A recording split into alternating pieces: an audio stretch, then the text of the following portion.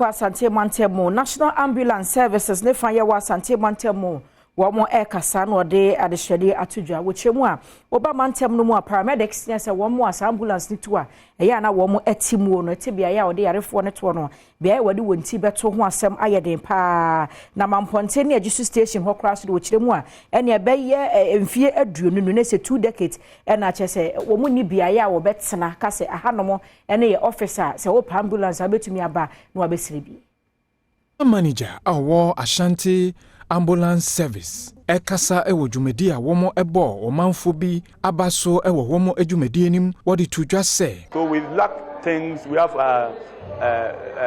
infrastructure problems, office accommodations and all that, but gradually I think for Asante region we've improved from scratch to a very good stage now, but we still have some few areas, some few districts that don't have infrastructure at all. They have been accommodated by fire service for over 20 years now, and they are still living in a single room accommodation.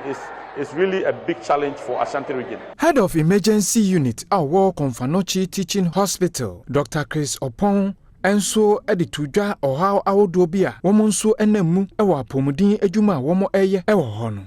When they come to our facility, for example, they are unable to should I say, offload the patients to us and get back to their station because our hospitals are congested. We have so many patients already in the hospital, and at times it's quite challenging for them to also offload the patients so that they can return to their station. At times, some wait as long as 12 hours, 24 hours, and it's quite unpleasant. Chief Executive Officer, Emma National Ambulance Service, Professor Ahmed Nuru Adams, editor Ejumafono enim se. Ghana is the only country we have. Whether EMS succeeds or not, it depends on you. And so try as much as you. And now you have a lot of seniors amongst you. You have paramedics amongst you. You have advanced EMTs amongst you. If you don't know anything, ask for help, ask for support. Continue your CPD programs. Try to equip your skills every day.